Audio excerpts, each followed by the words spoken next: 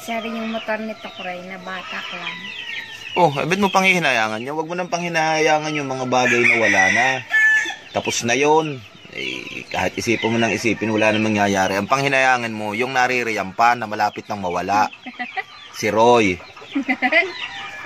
Oo nga.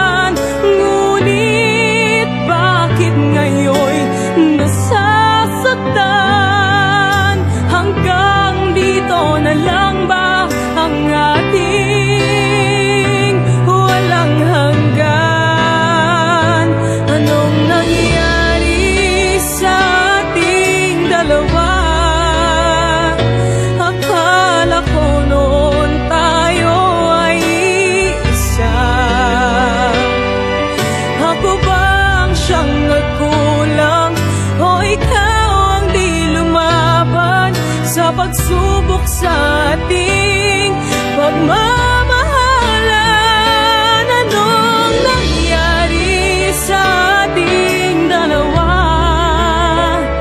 Pagmamahal ngayon'y bakit naglaho na? Damdamin ay nasasaktan, puso'y nasusugatan.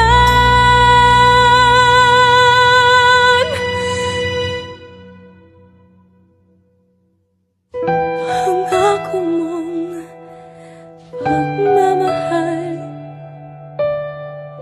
ngayon